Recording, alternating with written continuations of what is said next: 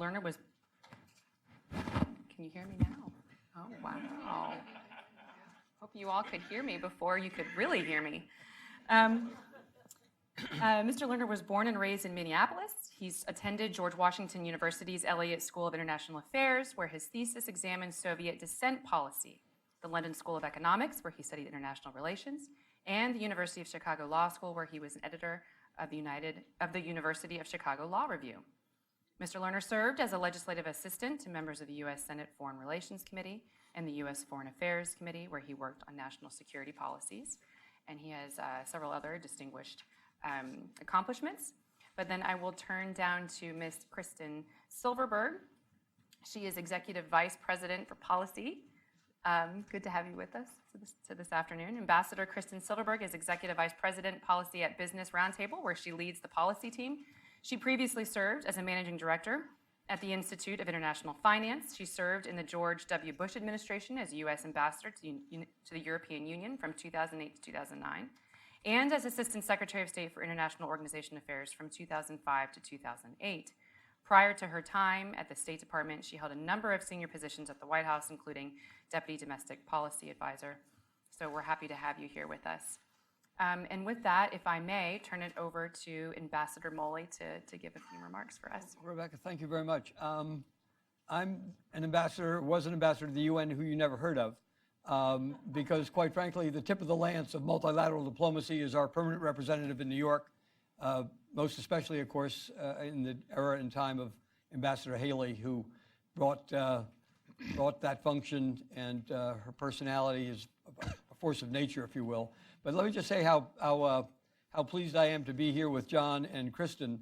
I actually worked for Kristen Silverberg when I was the ambassador in Geneva, and she was the Assistant Secretary for International Organizations, a job I now hold. And Kristen was actually the first woman to ever hold that job. And before that, she served as Deputy Assistant to President George Walker Bush.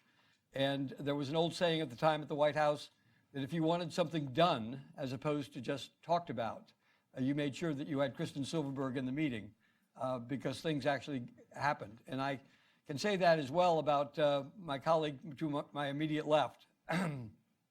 And if anybody is to the right of John, it's me. But having said that, John likewise served in that role with Ambassador Haley. I can't tell you, I don't think I ever went to the White House when I didn't see John either coming in or out, and recognizing that he was spending a lot more time there and getting things done working with Ambassador Haley. Talking about the commentary article and relations between the United Nations, the United States, and Israel is a target-rich environment. And being from Arizona as I am, where there are still billboards on the interstates that say, "Get the U.S. out of the UN," I can assure you that I've heard often from friends and colleagues in my home state about why are we even in the UN. But the fact of the matter is we're in the UN because if we weren't, it would be even worse. And quite frankly, we need a place. We need a place to meet. And if we didn't have the UN, we'd have to create some other vehicle to do much of the work we do. But the bias in the UN system towards Israel is palpable and has been, quite frankly, since the existence of Israel. And if I might just say a few things about our administration's policy and then turn it over to John and Kristen. When your adversaries refuse to come to the table and talk with you, you do not move the goalpost closer to them. You move it further away. And I think this administration, for the first time, has had the courage of our convictions in respect to moving our embassy from Tel Aviv to Jerusalem, which prompted many within the Department of State to say all hell's going to break loose. And of course it didn't.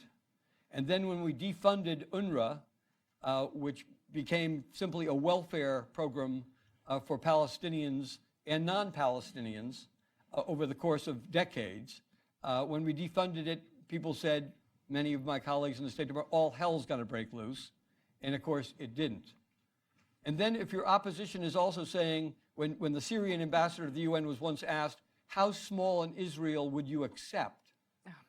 and he could not answer that question, then you just say the Golan Heights are no longer a matter of discussion. They are part of Israel. And once again, colleagues in the State Department were prompt to say, you know, all hell's going to break loose, and of course it didn't. So on that happy note, I'll defer to my colleague to my figurative left. Yes, thank you. Thank you, Kevin. Let me just return the compliments a little bit. I've been told, as a matter of historical fact, that there have been over the years tensions, sometimes substantial tensions, between the U.S. mission to the UN and various other parts of the State Department, including the International Organizations Bureau, which Kevin Moley runs. That was not our experience at all. We got along very splendidly. In fact, we were good allies against other portions of the building, but we'll leave that for another panel discussion. And Kristen, to my left, was very helpful when, after Nikki Haley, then governor of South Carolina, was first nominated to be a UN ambassador. We had a series of meetings with people during the transition period to sort of get up to school on UN matters, and Kristen was enormously helpful during that process. So it's good to be here with both of them. As I wrote in the commentary piece, a big sort of thesis of what the administration was attempting to do in its first 2 years and continues to do over the course of Ambassador Haley's time at the UN as it relates to Israel and the Middle East was to challenge sort of conventional thinking that had existed for decades in some cases. And there were a number of aspects to that. As Kevin mentioned, the Jerusalem embassy issue was one of them. Funding for UNRWA is another one. And we can get into those details happily during the course of the next hour. The one thing I would just sort of open with is the proposition that the big animating theory of what we were trying to do really was crystallized by the UN's passage of Resolution 2334 in December of 2016. During the transition period, the Obama administration was on its way out, the Trump administration was on its way in, and that US abstention in the Security Council on a resolution that condemned Israeli activities, not merely settlements in the West Bank, but activities in all territories that were captured in the 1967 war, was something that was highly objectionable to the incoming Trump administration on policy grounds, certainly, but also there was a sense of injustice about it, particularly coming during the transition. And so we were very determined to undo what we saw as the damage from a symbolic standpoint, but also to pursue policies that challenged the beliefs not only widely held throughout the diplomatic community, but very much championed by the outgoing Obama administration. I will tell you that on the first day that I entered my office in the State Department, my predecessors, most of the people in that office, the U.S. UN office in Washington, are political appointees, not career people. And our predecessors, who I had met before, I had had several very nice, constructive discussions with them, but I hadn't been in their actual office. When I walked into the office, I was a bit surprised, given that the United Nations covers the entire world. I was a bit surprised to find several of the offices within our suite had posters on the walls showing in great detail the Israeli settlements in the West Bank. And I thought to myself, well, it's curious that with all of the hot spots and difficulties around the world, that this office, this UN office, was almost singularly focused on the question of Israeli settlements. And that was, between the Iran nuclear deal and the fixation on Israeli settlements, the outgoing administration had seemingly the view that those were the issues that really animated Middle East policy. That was not our position, and so we were able to move things in a different direction. So I'll leave it at that for now, and we can explore other topics as we go. Great. Well, I'll just be very brief. First, to say what an admirer of John's I am, and all of Ambassador Haley's team in New York and Washington, and we'll talk some more about that, I know. But also to return the compliment to Kevin, who was such a great colleague and friend when we worked together in the Bush administration. Kevin said that New York is tip of the spear for UN diplomacy, but in our administration, actually, Geneva was a serious hotspot because of the Human Rights Council and other things. And one of the ways Kevin was so effective in that role is because he really understands the difference between allies and adversaries. He worked very hard to develop this kind of gang of roving perm reps, including the UK perm rep and others. Kevin has a joke about his UK perm rep, but I'll let him tell it. And others, and it really helped to stop some of the worst, to block some of the worst things happening in Geneva.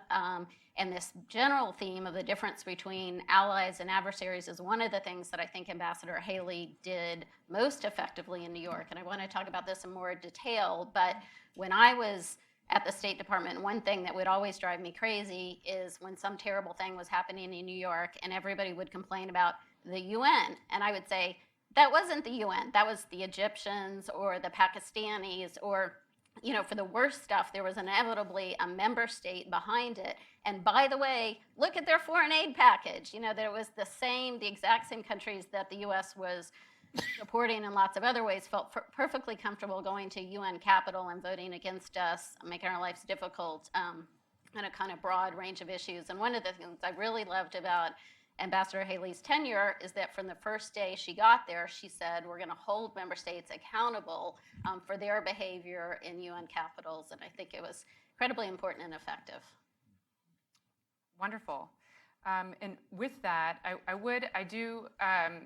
think I'll start there because it kind of prompted this idea in my mind. When we think of the UN, we do think of all the things that it does that not the UN does, but that the member states do and how they vote. But I really like this quote from Ambassador Bolton. He's quoting Jean Kirkpatrick when he was asked, well, shouldn't we just pull out of the UN? And he says, it's not worth the trouble. So can you talk a little bit about how it's useful? How has especially Ambassador Haley's tenure there, how she really had a much clearer understanding of allies and adversaries, and she said, we're taking names for these votes. How has that helped the United States internationally and in terms of security, alliances? What is the fruit from that kind of approach?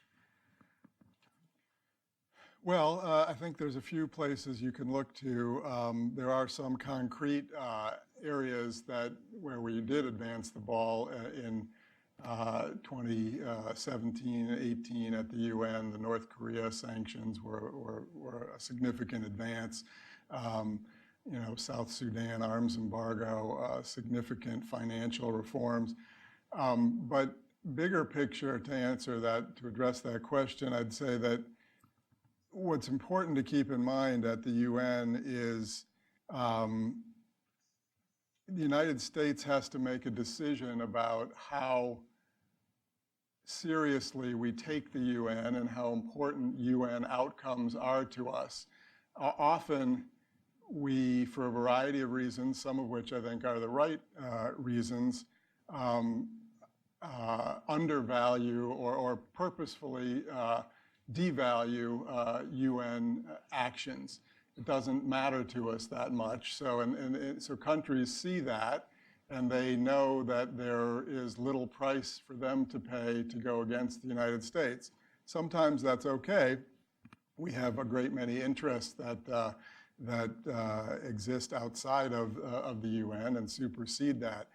However, I do think that we underplay it more than we should. If we were stronger in our demands or in our expectations about voting behavior at the UN, we would get better outcomes from it. As Kristen mentioned, the linkage between American foreign assistance and UN voting from countries is one that we have we've historically very little drawn that linkage.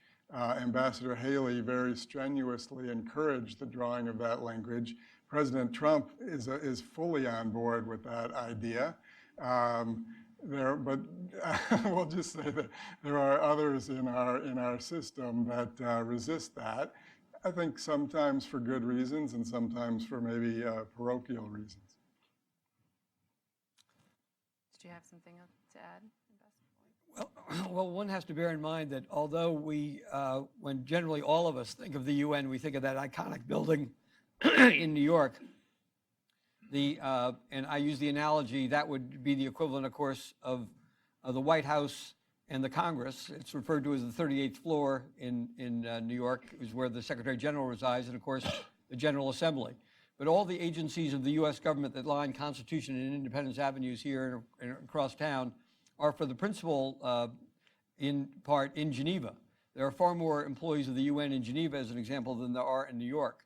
Unlike in New York, where in the Security Council, 15 members, 5 of which are permanent, the United States, of course, the United Kingdom, France, Russia, and China, where we have a veto, in all those other institutional bodies of the UN, we are Gulliver fighting off the Lilliputians. We're one of 193 votes, and oftentimes it comes very close to being 1 versus 192.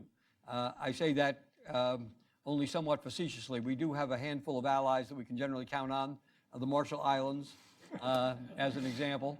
And generally speaking, the United Kingdom, of course, who I always regard as our older brother in the UN system.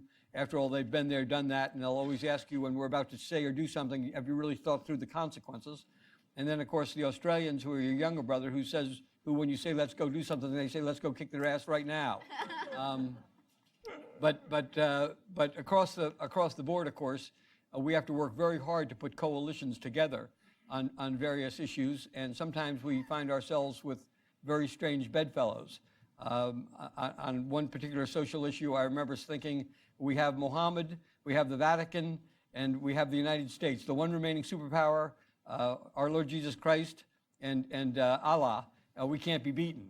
Unfortunately, those situations don't often occur, but when they do, once again, in the UN system, when we don't have the opportunity to exercise the veto, we need to make our case with a variety of sometimes unseemly characters on certain issues. But on that happy note, I'll defer to my former boss, Kristen. I should say I was also Ambassador Bolton's former boss, but he doesn't describe me that way. I think no, and I was allegedly Ambassador Haley's boss, and she never described me that way. I think Kevin made a really important point at the beginning that we tend to think of the UN as this monolithic entity, and actually it's this whole assortment of agencies and organizations, some of which have highly technical, relatively apolitical mandates. They negotiate standards that U.S. companies rely on to do, business globally, and we do fine at most of those places. One of the big differences between different parts of the UN is that some of them are funded through an annual assessment that's just based on a country's percentage based on the size of the country's economy. Others are voluntarily funded, and no surprise, we do much better in the places that are voluntarily funded because we hold them accountable. We say you're not going to get paid no matter what. You're going to get paid if you meet the objectives that the board has set out for you. And so one of the big themes during the Bush administration is that we wanted to move organizations from the assessed side of the line to the other side of the line. And to John's point about how seriously the U.S. takes the UN, one of the constant themes when I was assistant secretary is how many governments were prepared to let kind of stuff go just because even though they were supposedly more multilateralist than the Bush administration, they really just weren't that invested in the outcome. They just really weren't taking it seriously. So for example, every time, the US would frequently stand up and make an objection to particular resolutions to say, basically to make the point that the US doesn't accept an international right to abortion. And we would do that whenever these particular language came up. And they would always complain, why are you doing that? It's annoying. We've heard you say this a million times. You're wasting time.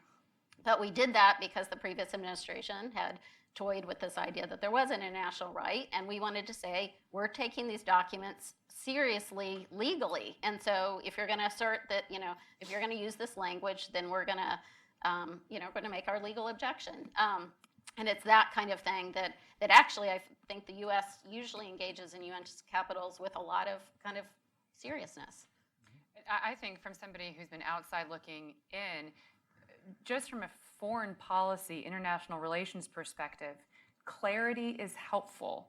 And so this idea that, we want to sort of lead by committee and you kind of want to, try to figure out what the Europeans want and then do that, that is not a very helpful way to lead. And so just having the clarity of positions where the United States is just has its own benefits just inherently.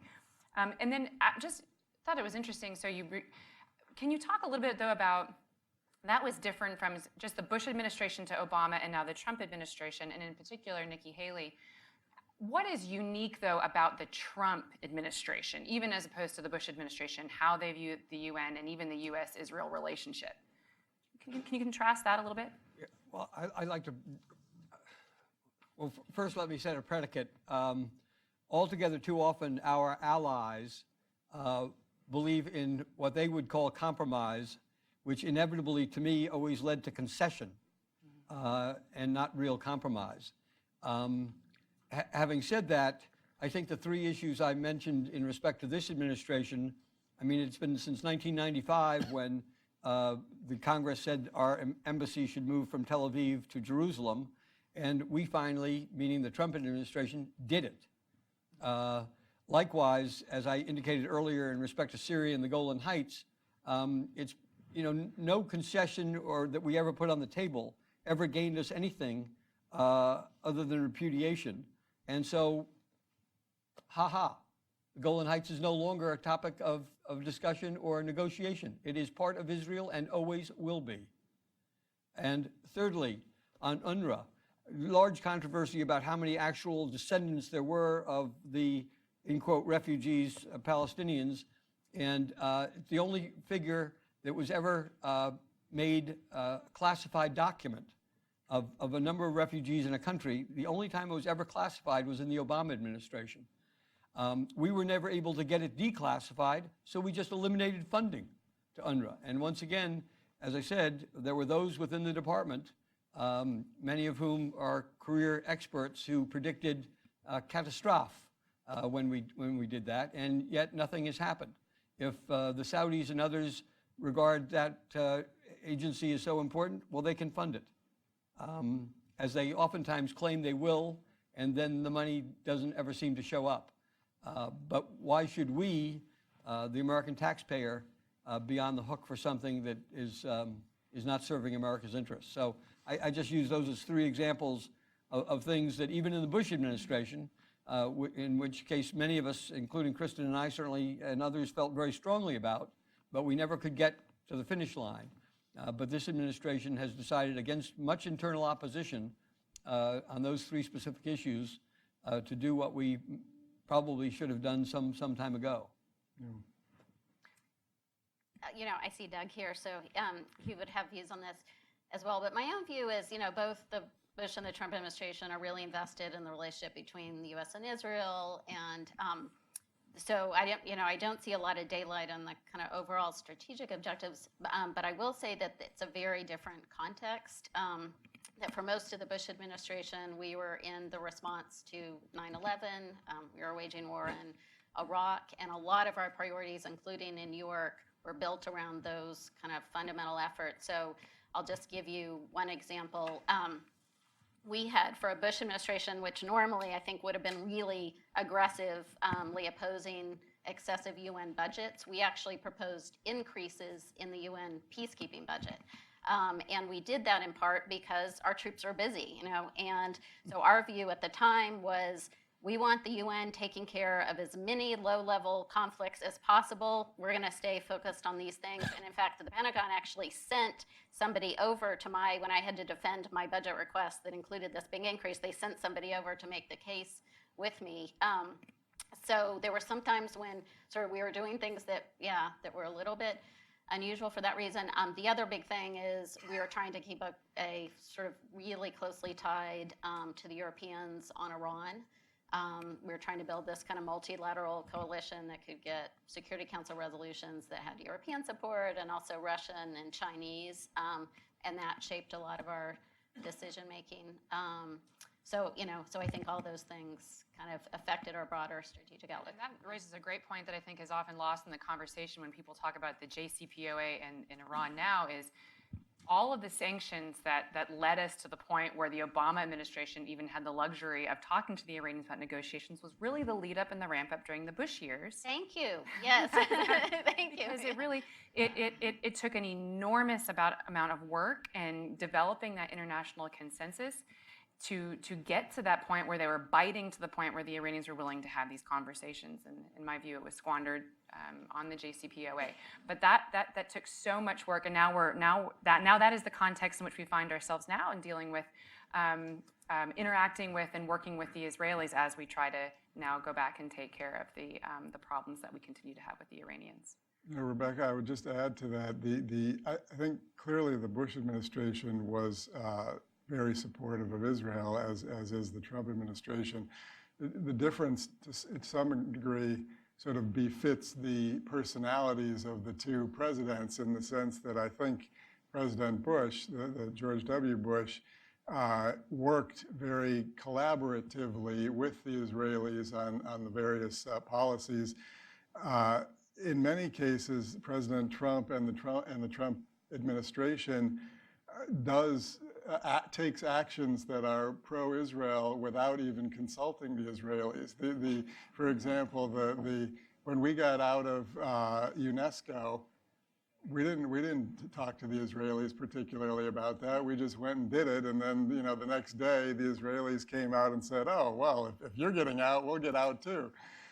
So there is some difference on that, and I think the Israelis appreciate it because the policies are so much in their interest, but I do think they, like much of the rest of the world, at times they scratch their head wondering what's going to come next. And I would just say that too, one of the key features of this administration's foreign policy is its focus and reclaiming the principle of sovereignty, U.S. sovereignty, and you can see it expressed possibly in the best, most clearest way at the UN, and especially with Ambassador Haley there, you could see all these elements, and that gets to your point too. It's the United States' relationship with Israel is because they overlap. It's not because the United States is just doing what Israel wants. It's because it's in our interests and it overlaps with Israel's interests.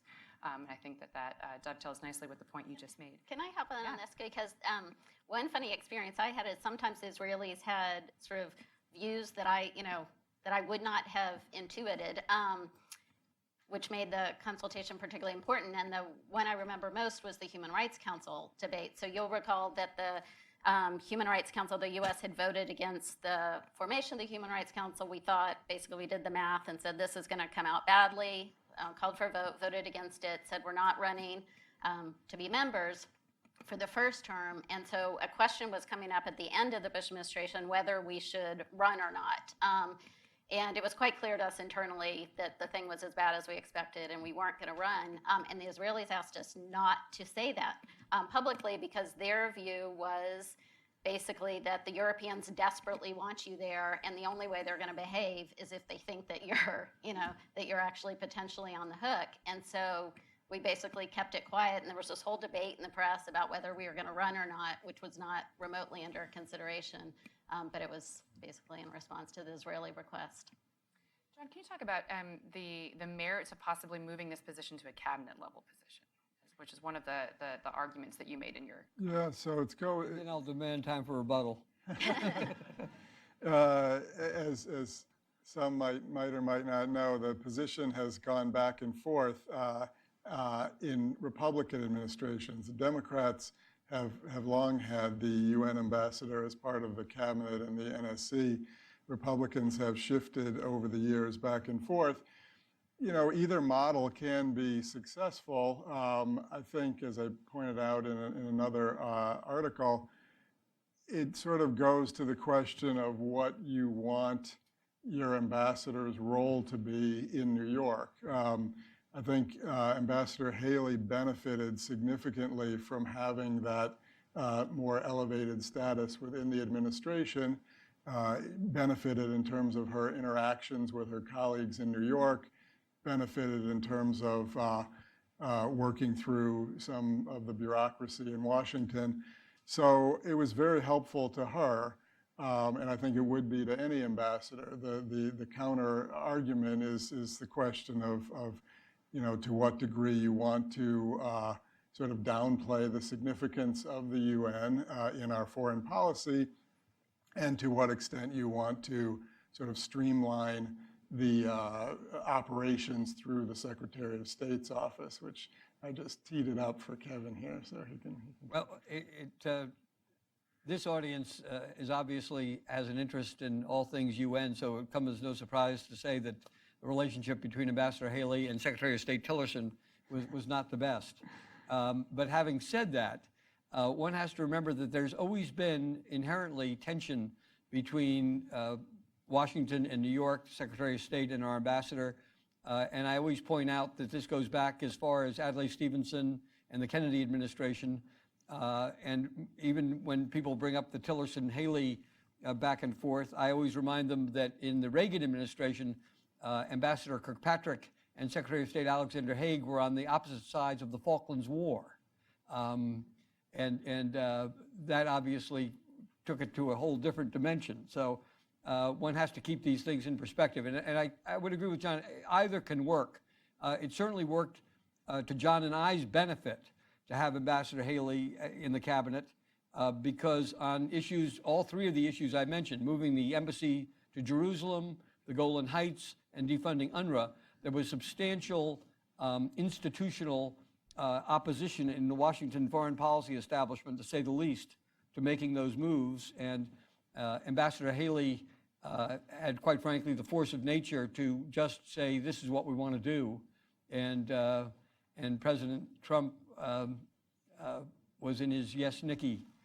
Well, I was going to say, on all of those issues, and I would add the JCPOA as well, Ambassador Haley, where Ambassador Haley and Secretary Tillerson differed, in all of those cases, Ambassador Haley was on President Trump's side.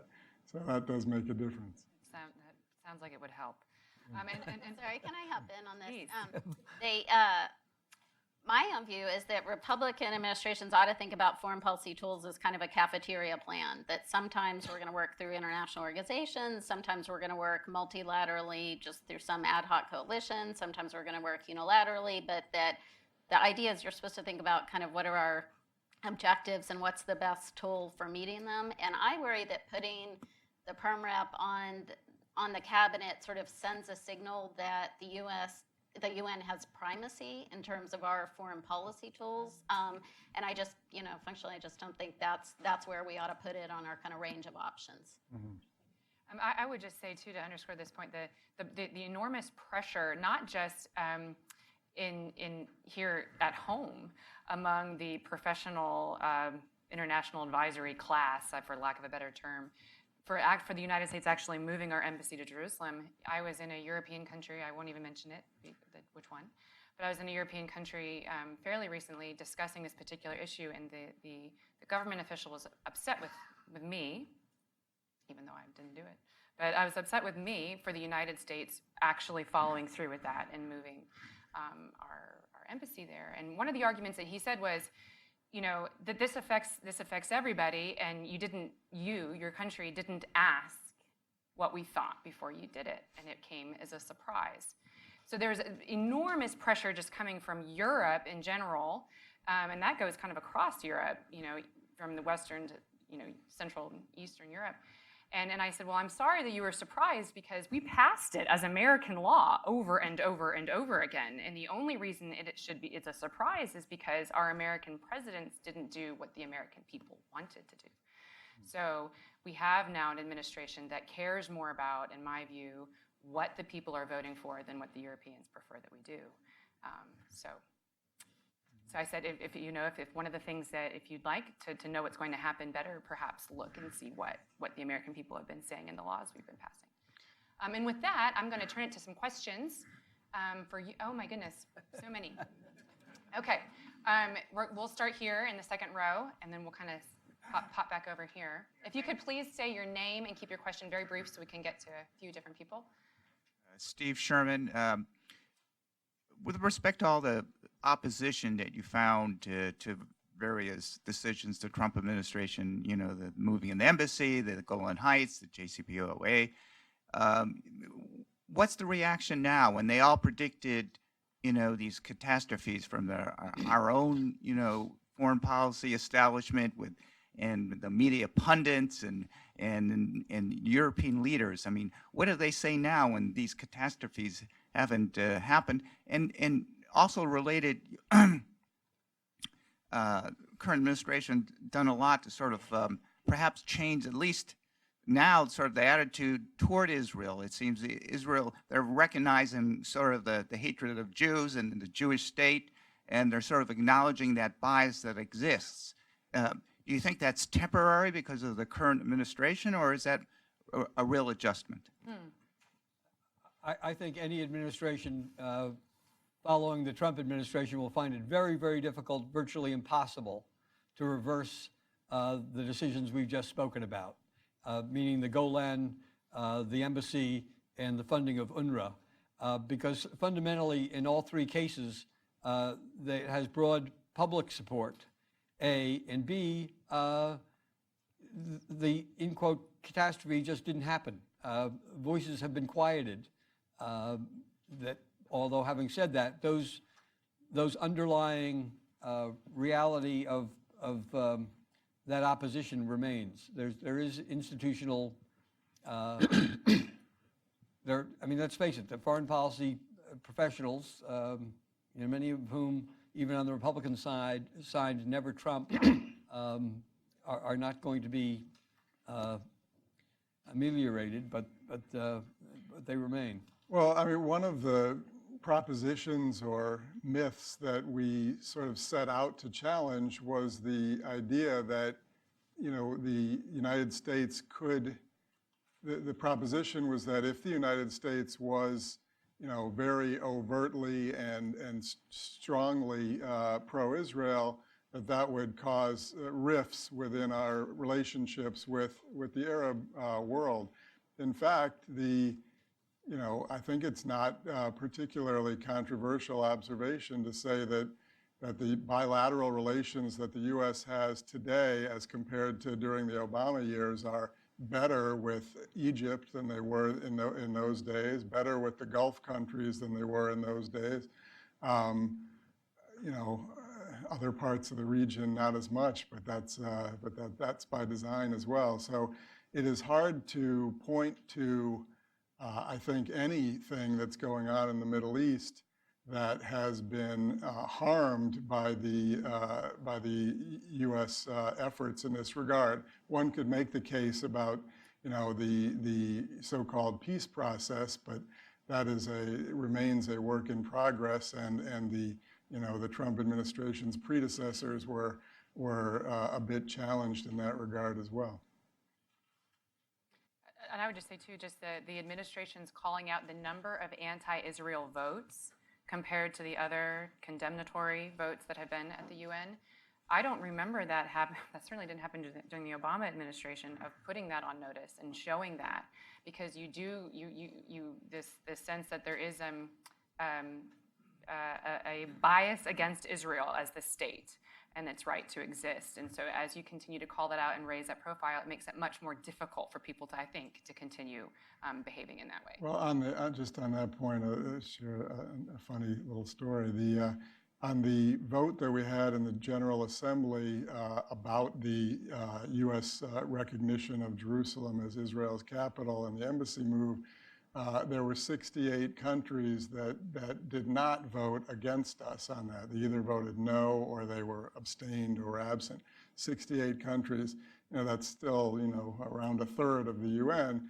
But previous ambassador, after that vote, sent a note to Nikki Haley saying that, when I was ambassador, our Secretary of State gave me the mission of doubling the vote totals that we would get on any issue that pertained to Israel. And I was very pleased at the time that I accomplished the doubling from 4 votes to 8 votes in our favor. And so congratulations on getting 68 votes on our side. It was an accomplishment, but the outrageous thing to me about that vote wasn't just the number of countries that voted to condemn the U.S. move, but that they thought it was an appropriate issue for General Assembly vote to begin with, something that's entirely trusted to the sovereign decisions of Israel and its partner, the United States. Again, back to that sovereignty issue. I absolutely, totally agree. And it was a. Let's go over here, sir. Sorry, I'm trying to be. Thank you. When we recognize the Your name, please, and your organization. Miguel Rodriguez, when we recognize the Golan Heights as part of Israel, the Prime Minister Netanyahu raised the concept of a defensive war, and that jibed with my thinking that over the course of years and centuries, human beings, societies, and countries evolve and change their sense of identity and affiliation and even boundaries. How do we build in a greater sense of flexibility within the international order so that it's a living, breathing, organic fabric and not frozen in time? Thank you.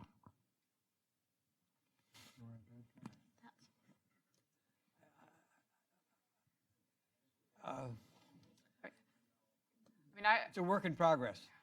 I really don't know that I have much to say about that particular subject. And if I may, I would just say, again, to beat on this drum, but one of the features of this administration is emphasizing this back to national sovereignty. And so national interests are going to change over time.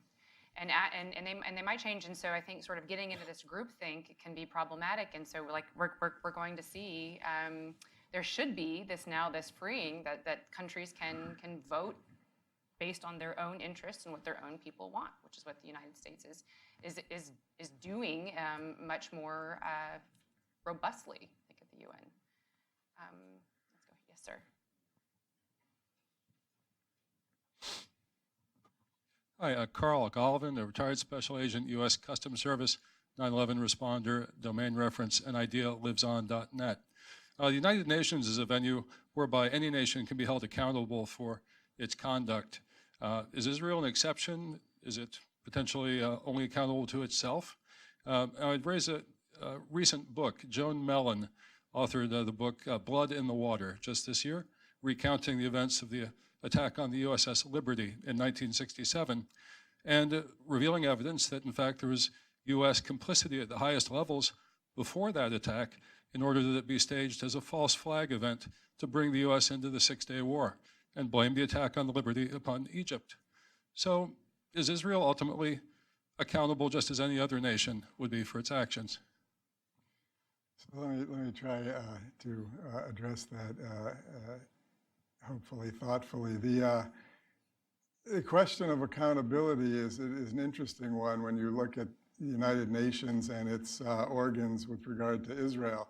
A sense of scale is in order here. So, for example, the Human Rights Council, in the preceding 10 years, the Human Rights Council passed exactly 0 resolutions condemning human rights in China. They passed 6 condemning human rights in Iran. They passed 9 condemning human rights in North Korea, and they passed 68 condemning human rights in Israel. So,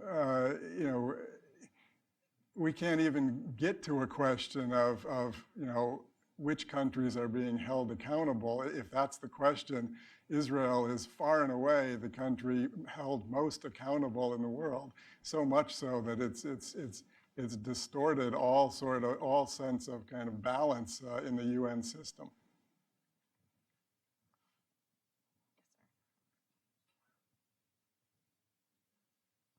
Hi, my name's Ross Anthony. I'm Iran, and I used to work with Kevin Moley a long time ago when we both had darker hair anyway.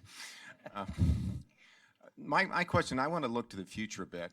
If Mr. Netanyahu goes through with his pledge to annex at least the settlements, if not all of the Area C, I'm curious what you think will happen in the United Nations, what the U.S. position should be, and maybe in the context also of feeding in an editorial in the New York Times by Friedman, which was asking if the United States can love Israel too much. I mentioned you all. You should, yeah. Yeah, what are we going to do? Well, I'll leave what Prime Minister Netanyahu does to Prime Minister Netanyahu. I would say on a broader issue that the December speech of Secretary Pompeo laying out America's interest in multilateral institutions, stressing the primacy of both sovereignty and our interests. And when those interests conflict with Israel's interests, I'm sure that we will make that known. We have our interests, and they don't always coincide with Israel's, but they coincide with Israel's and conflate with Israel's interests far more than other nations, certainly in that region. Certainly, in particular, their neighbors to the north, Syria. So I think I'll leave it at that. If the Israelis were to annex significant portions of the West Bank, of course the United Nations would go bananas about that. The U.S. reaction, I think, the pending U.S. peace proposal speaks to some degree to the questions of territories and the future disposition of them. And I think the degree to which any Israeli action in regard to them meaningfully diverges from the U.S. from the Trump administration's plan, it would make sense that the Trump administration, might react accordingly to that.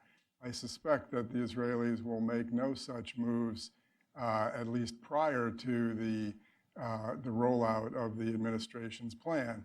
So once that plan is out there and we see what the reactions are, I think that will significantly impact what future U.S. reaction would be to such an Israeli move.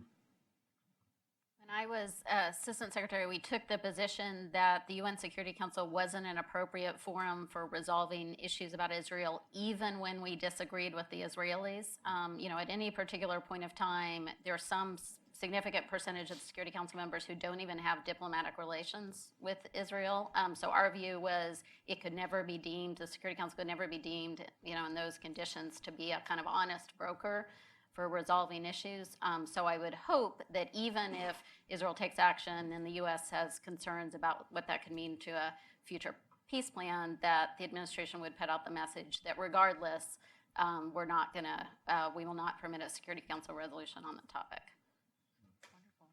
I'm sorry, we're going to have to end it there. I think that was a great place to end. Please join me in thanking our wonderful panelists for this discussion.